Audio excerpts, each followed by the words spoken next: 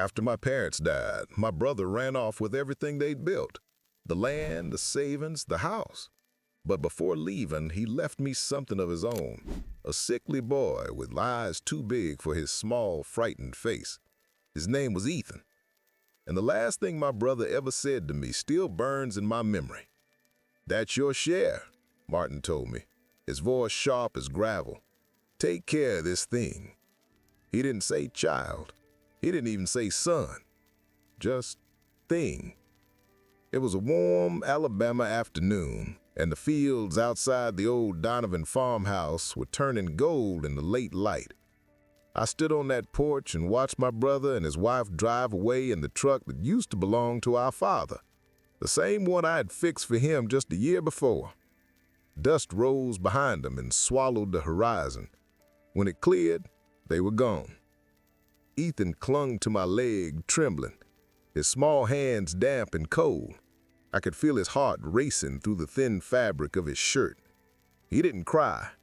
Maybe he'd already learned that crying didn't bring anyone back. "Uncle Richard?" he whispered, his voice weak and uncertain. "Am I staying here?" I looked down at him, that pale face, those tired eyes, and I knew I didn't have an answer that made sense. "For as long as you need," I said softly. The next few days were a blur of funeral leftovers and paperwork, the kind that doesn't care how heavy your heart feels. Martin and Elaine had vanished completely. The lawyer said the accounts were empty, the title to the house gone. Even the family Bible had been taken from the living room shelf. But somehow, they left the one thing they couldn't sell: responsibility. Dothan is the kind of town where everybody knows everybody's business, and within a week, they all knew mine. Poor Richard, I heard at the diner, didn't get a dime, just that dying boy. They said it without malice, but the word still cut. At school, where I taught history, the principal offered condolences in that polite tone people use when they don't know what else to say. My co-workers avoided the topic altogether. No one asked how I was holding up. They only asked how long the boy would last. That night, after putting Ethan to bed, I sat beside him and listened to his breathing. Shallow, uneven. The room smelled faintly of medicine and laundry detergent. The moonlight slid through the lace curtain, painting stripes on the floorboards.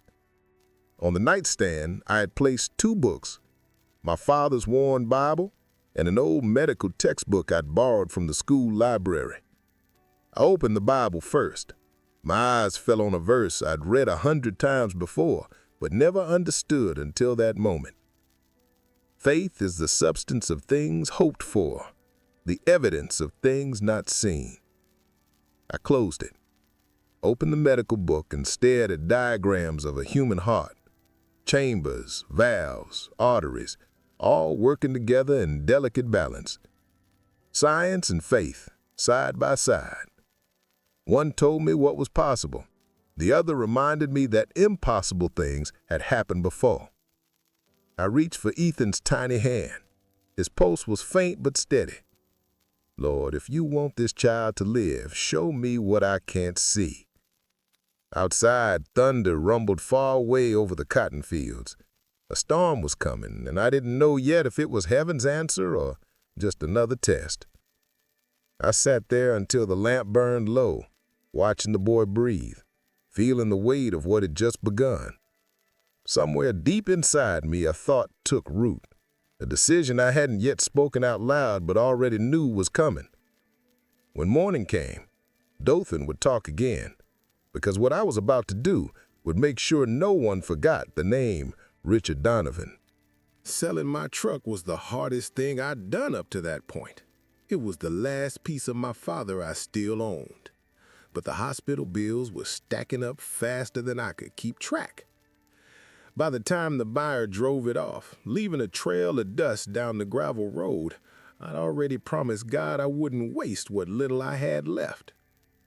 We moved into a small one-bedroom house at the edge of Dothan, the kind of place where you could hear the trains at night and the rain through the tin roof.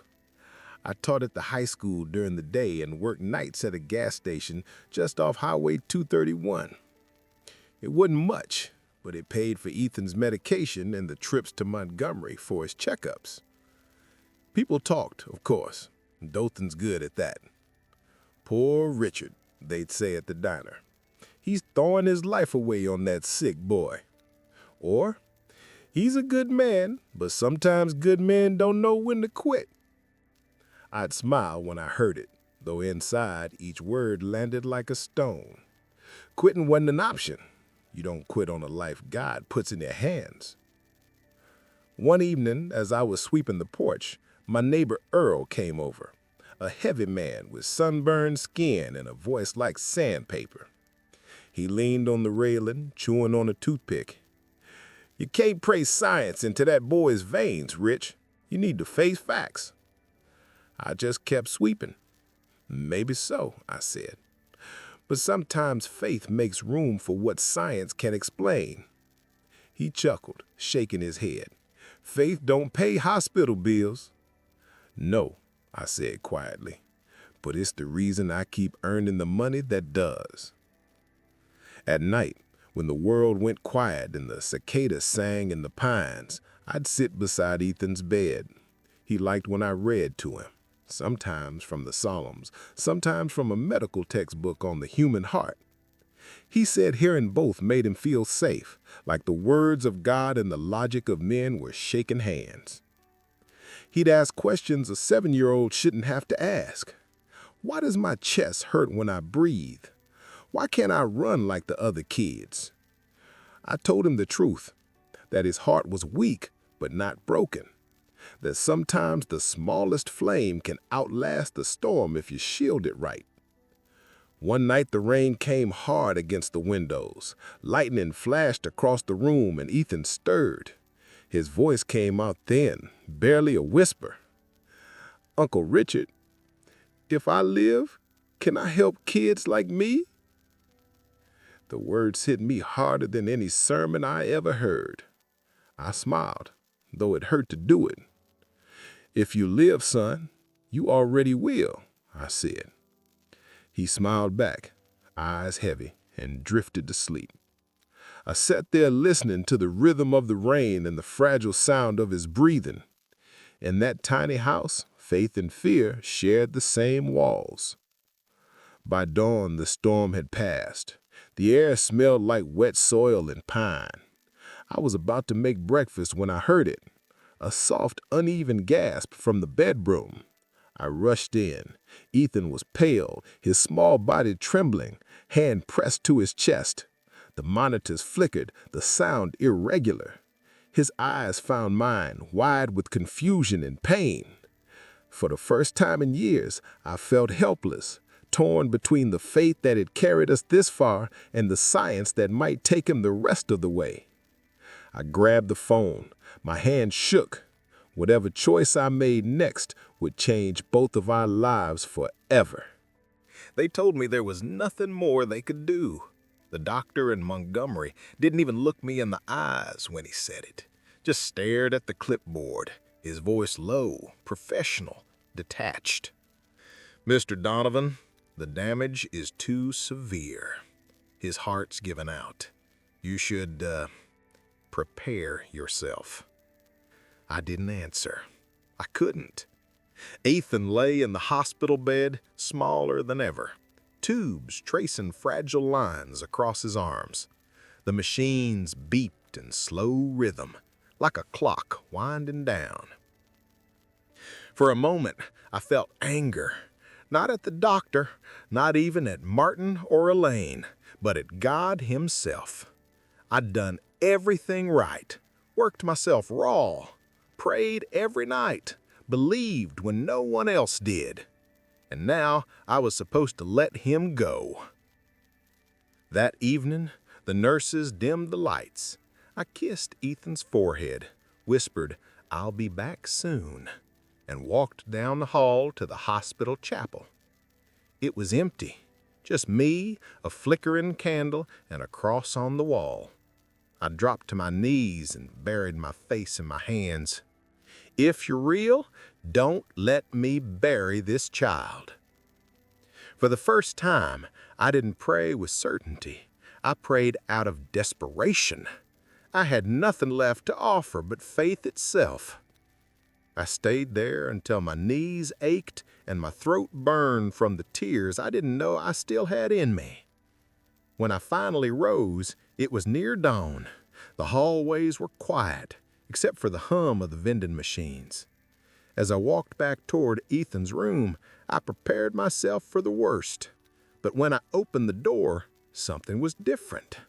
The monitor that had been erratic all night was steady. Ethan's breathing had deepened. His color had returned. A nurse came in, glanced at the readings, and frowned. Not in fear, but disbelief. "Well, I'll be. His vitals are stabilizing." She smiled faintly, shaking her head. "Sometimes kids surprise us." I looked at her, my eyes still wet. "No," I said softly. "Sometimes God does." By sunrise, the whole floor was buzzing. Doctors rechecked the scans, confused. They couldn't explain it. One called it spontaneous recovery. Another said the treatment must have kicked in. But I knew better. They said Ethan wouldn't last the week. He made it through the month. Then another, and another. By spring, he was walking again. Slow at first, but with that stubborn determination I'd come to recognize as pure Donovan blood.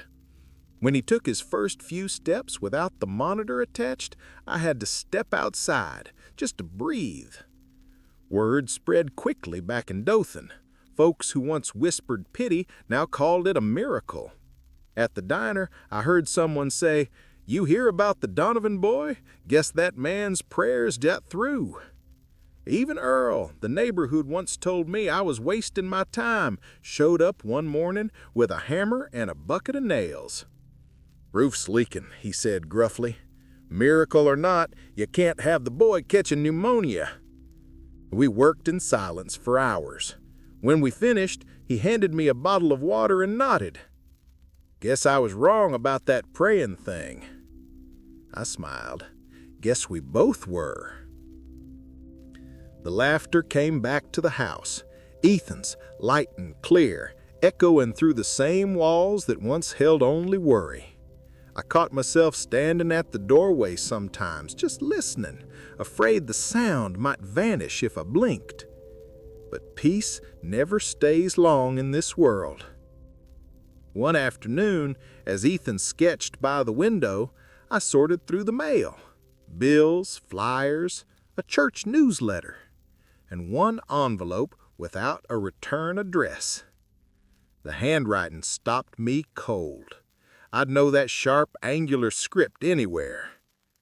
It was from Martin. The envelope was thin, off-white, and already yellowing at the edges. The postmark read Dallas, Texas. I knew that handwriting before I even opened it.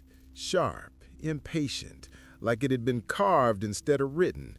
Martin. I stood at the kitchen counter, the smell of coffee filling the air, and stared at my brother's name until the letters blurred.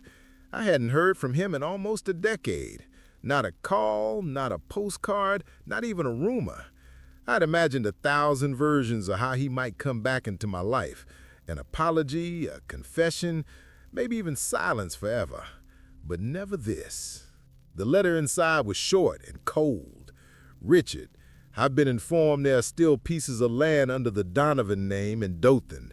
As the elder brother, those titles should rightfully belong to me. I'll be in touch about transferring them soon. Don't make this difficult. Martin." No greeting, no memory, no trace of humanity. For a long time, I just stood there, the words sinking like stones into water. Then I folded the paper once, twice, and tore it down the middle. Then again and again until it was nothing but white dust on the counter. I dropped the pieces in the trash, wiped my hands, and told myself it was done. But it wasn't. That night, after Ethan went to bed, I sat by the window and watched the Alabama stars blink through the heavy summer air. I thought I had buried my anger years ago, somewhere between the prayers and the hospital bills. But betrayal doesn't die. It just sleeps, waiting for a familiar voice to wake it. Martin's words replayed in my head like a curse. "That's your share. Take care of this thing." I looked toward Ethan's room, where the light from his lamp still spilled under the door. The thing had become everything. I stood up quietly and pushed the door open. He was sitting on the bed, a book open across his lap. Not a storybook this time. It was one of my old anatomy manuals, the corners worn and soft from years of handling. His eyes lit up when he saw me. "Uncle Richard, did you know the heart is just a muscle? But it never stops working, not even when you sleep." I smiled. "I spent most of my life making sure yours keeps doing just that." He grinned, running a finger down the page. "I want to learn how it works, all of it. Maybe one day I can help kids like me." I leaned against the doorframe, crossing my arms. "You had enough hospitals for a lifetime, don't you think?" He shook his head. "That's exactly why I'm going back, not to stay, to help someone else leave." Something about the way he said it made the air feel heavier, like destiny had already started writing its next chapter. Weeks passed. Life settled into a quiet rhythm again. School, dinners, checkups, laughter. The letter from Martin stayed buried in the trash where it belonged. But one evening, as I was grading papers at the kitchen table, I heard Ethan's voice from his room, low, nervous, hopeful. "Yes, sir, I understand. Thank you for the opportunity." When I walked in, he hung up the phone quickly, his cheeks flushed. "Who was that?" I asked. He hesitated, clutching a piece of paper behind his back. Then slowly, he handed it to me. It was a letter, different handwriting, cleaner, official. "Montgomery Medical Scholarship Committee, congratulations on your acceptance." I looked at him, speechless. He smiled shyly. "I didn't want to tell you until I knew for sure." And for the first time since that day on the porch, when my brother drove away, I realized that sometimes what's left behind isn't a burden, it's a beginning. But in the back of my mind, one thought whispered, if Martin's letter found me once, he could find me again. The morning Ethan left for Montgomery, the house felt too still, as if it were holding its breath. His suitcase sat by the door, the same faded blue one that had belonged to my father, and the sight of it twisted something deep inside me. He looked taller somehow, older, even though he was barely 18. His smile carried that same mix of nerves and faith that had carried us both through storms years ago. "I'll come home on weekends," he promised, slinging the strap of his duffel bag over his shoulder. "You'll hardly have time to miss me." I tried to smile, but I think he saw the truth in my eyes. "That's what every son says before life gets busy," I told him. He grinned. "Then I guess you raised me to prove people wrong." I stood on the porch and watched him drive away down that long Dothan road lined with pecan trees. When the car disappeared over the hill, all that remained was silence and the faint smell of the rain-soaked dirt road. For years, my world had revolved around that boy's heartbeat. Now the house, though small, felt too large for one. The first few nights were the hardest. I caught myself setting 2 plates at dinner out of habit. I still checked on his room before bed, expecting to hear the soft hum of his breathing, but instead there was just the steady whisper of the wind outside, brushing the curtains as if to say, "He's fine, keep the faith that raised him." Ethan called often, sometimes from the library, sometimes during late-night study sessions when his voice sounded half awake. He told me about the professors who pushed him past exhaustion, about the first time he touched a real human heart during anatomy class, and how he stood frozen for a moment, remembering all those nights I'd read to him about the chambers and valves of that very organ. "I thought I'd be scared," he said once, "but it felt like home, Uncle Richard, like I already knew what to do." Each time I hung up, I sat quietly for a while, grateful and proud. The miracle had grown legs, learned to walk, and now it was running towards something greater. The seasons turned faster than I realized. The roof needed patching again, the fields behind the house grew wilder, and my hair turned gray. I didn't mind the years, not when each one felt like borrowed grace. On weekends, Ethan would come home, driving his old beat-up car, always with that same easy smile and a box of groceries he insisted on buying with his scholarship stipend. He'd help me fix things around the house, ask about the neighbors, and sit on the porch for hours talking about his patience in training. "You ever think about taking a vacation?" he asked me one summer afternoon, handing me a glass of sweet tea. I laughed. "Men who plant their roots don't need vacations. We just need good soil." He smiled knowingly, his eyes soft with that same kindness that had once kept him alive. "You're the soil, Uncle Richard. Everything I am grew right here." When he graduated, I drove to Montgomery to see it myself. The auditorium was filled with proud parents, flashing cameras, and the smell of flowers. When they called his name, Dr. Ethan Donovan, Department of Cardiology, my hand shook so much I could barely clap. I caught his eyes across the room, and in that brief moment, I saw it all. The hospital nights, the storm, the faith, the promise fulfilled. Back in Dothan, the neighbors still liked to talk. Most stories fade over time, but the one about the Donovan boy hadn't. They called it the miracle that grew up. Earl, my old friend across the fence, stopped by one evening as the sun dipped low. He leaned on the post, squinting toward the porch light.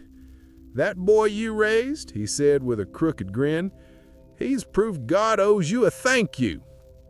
I chuckled softly. "No, Earl, God doesn't owe me a thing. He just let me hold a miracle long enough to see it walk on its own."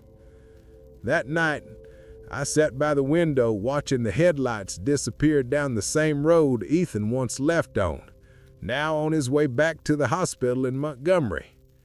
Pride filled the silence where grief used to live. I thought about the promise he'd made years ago, when thunder rolled across our roof and hope seemed small enough to break. If I live, can I help kids like me? He'd done more than help them. He'd become a living proof that faith, when it's tested and refined, doesn't just heal, it multiplies. And as I closed the curtains, I whispered to the quiet house, "He's keeping his promise, Lord, and so am I." It had been 20 years since I'd last heard my brother's voice, and yet the sound of it that afternoon brought back everything I thought I'd buried. The dust of that road, the slam of his truck door, the echo of his cruelty. When I opened the door, I didn't recognize him at first. Martin stood on the porch with his shoulders bent forward, his once thick hair gone thin and gray. His eyes were the same, sharp, calculating, but the arrogance behind them had soured into something desperate.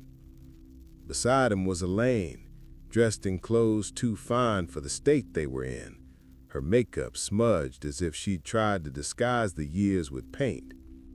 "Rich," he said, his mouth curling into something that might have been a smile. "You gonna invite your big brother in, or are we talking through the screen door?" For a moment, I just looked at him. 20 years. 20 years of silence, of raising the boy he threw away, of learning that peace doesn't come from having more. It comes from losing everything that didn't matter. "Come in," I said finally, stepping aside. They entered slowly, scanning the small living room as if they'd expected gold hidden under the old furniture. Elaine sniffed. "Still living modestly, I see," she said. "Guess teaching never paid much." I didn't answer. The coffee pot clicked behind me, and I poured them each a cup out of habit. Martin took his and sat at the table like it was still his house. "Don't take this the wrong way, but I figured after all these years you'd have done better for yourself. You always were the steady one, the boring one, but steady don't make a man rich." I smiled faintly. "Richness comes in different forms, Martin." He laughed, a dry, hollow sound. Well, you always liked saying things that didn't mean much. He glanced around again, his eyes landing on the framed photos along the wall. Ethan as a boy, Ethan at graduation, Ethan in a white coat with his first team of nurses. Martin frowned. You still keep pictures of that kid?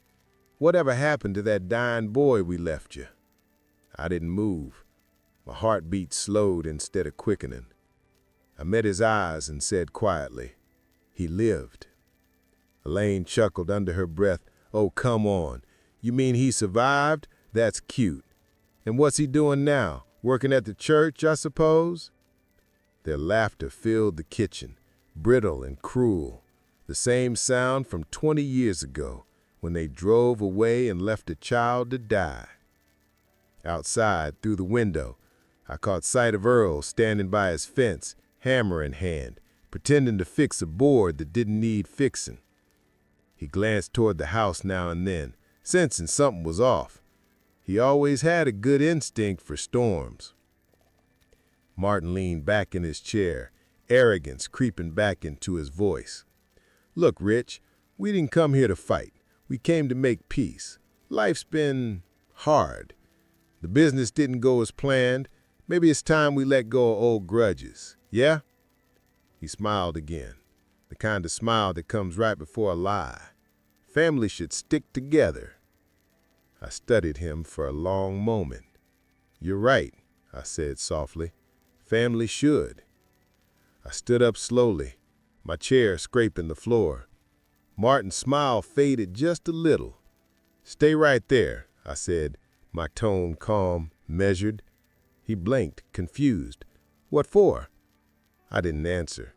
I just turned toward the hallway, the same hallway where all those years ago I'd once carried a dying boy in my arms and prayed he'd make it through the night. Now, my steps were steady, deliberate, because this time I wasn't walking toward desperation. I was walking toward the proof that faith had the last word. The floorboards creaked behind me as I walked down the narrow hallway, every step slow and deliberate. My heart didn't race, it steadied. I'd spent 2 decades waiting for this moment without even knowing it. The house was silent except for the ticking of the old kitchen clock. I heard Martin sigh impatiently from the table, trying to fill the quiet with the sound of superiority. What's he doing, Elaine? He muttered, fetching proof of how poor he's gotten? Then came the footsteps, firm, even, echoing down the hallway like the rhythm of a memory healed. When Ethan appeared, the light from the window hit him just right. Tall, broad-shouldered, calm as a man who's seen too much to be shaken. His white coat hung neatly, his hospital badge catching the morning sun. Dr. Ethan Donovan, pediatric cardiology. Martin's smirk vanished. Elaine's cup rattled against the saucer before she set it down.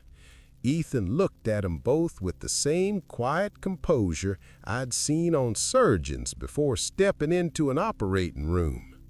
It's been a while, he said softly, extending his hand. I heard you were asking about me. Neither of them moved. Elaine's eyes darted from his face to the badge to the framed photo on the wall, the same one from his medical school graduation. Her lips parted, but no words came out. It can't be, she whispered. You were supposed to die? Ethan finished gently. He gave a faint, understanding smile. I know, everyone thought that. Martin shifted in his chair, his voice low but brittle. So, you're a doctor now. I am. Pediatric cardiology. He glanced at me, his tone softening. I help children who were told they wouldn't make it. Some of them remind me of myself. The silence stretched out long and heavy, like the air itself didn't know what to do with so much irony. I stood by the doorway, watching, saying nothing. This wasn't my moment, it was his. Earl from across the fence would later tell me he could feel something that afternoon. He said the air outside went still. Even the cicadas stopped their song. Maybe miracles demand a kind of quiet the world rarely offers. Ethan walked over to the table. Martin tried to recover his composure, crossing his arms, pretending not to notice the tremor in his hands. "Well, seems you did fine for yourself. Guess my brother's prayers paid off." Ethan's expression didn't change. "His faith did," he said calmly. "Mine just followed the example."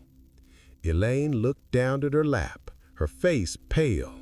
"We didn't mean," she began, but the words died halfway. He studied her for a long moment, not with anger, but with something far more unsettling, grace. "He don't have to explain," he said quietly. "I remember enough." He reached into his pocket, hesitated for a breath, and then placed something small on the table. It glinted softly under the afternoon light.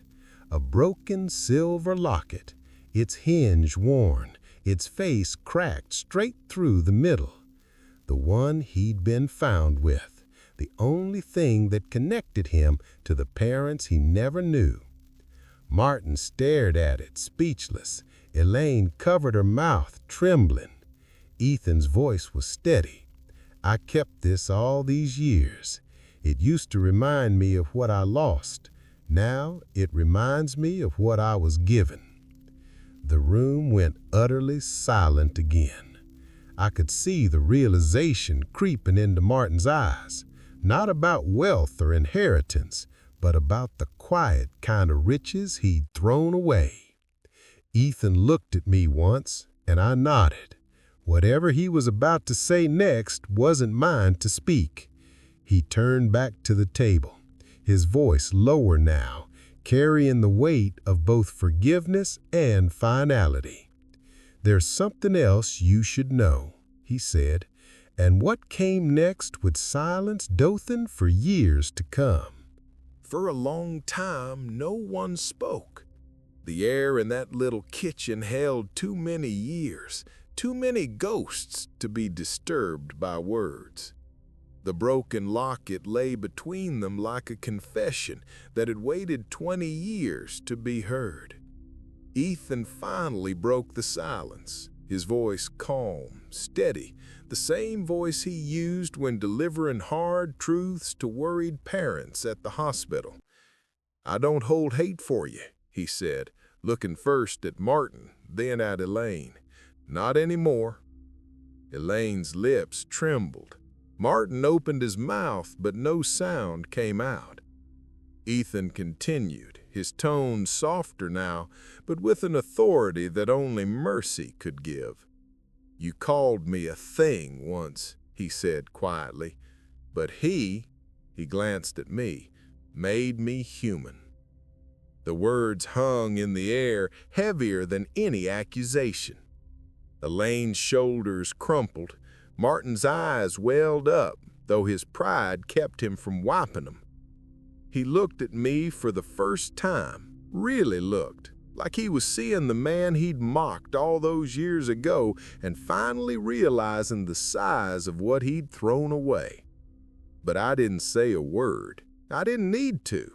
Silence can be justice, too, the kind that doesn't shout or strike but lets truth stand untouched. Ethan stood, straightening his white coat. "I have patience waiting," he said softly. "Kids who need hope, that's something you can't buy back." He reached out, offering his hand one last time. Martin hesitated, then took it, not out of courage but guilt. Ethan's handshake was firm, not cold. Forgiveness, I realized, isn't weakness. It's the final form of strength. When they left, the screen door creaked open and shut, just as it had 20 years earlier. Through the window, I watched them walk down the same dirt road they'd once taken in that old truck. But this time there was no dust cloud, only the slow, unsteady steps of two people finally facing the weight of their choices. I stayed by the window until the sound of their car faded completely. The sky over Dothan had turned the color of copper and fire, the kind of sunset that looks almost too beautiful to belong to this world. Earl wandered over from his fence, wiping his hands on a rag. He didn't ask what had happened. He'd seen enough through the glass to know. He stood beside me, looking out at the fading light.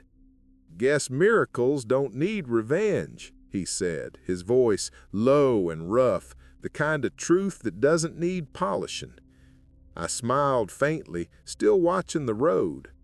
"No, Earl," I said, "they are the revenge."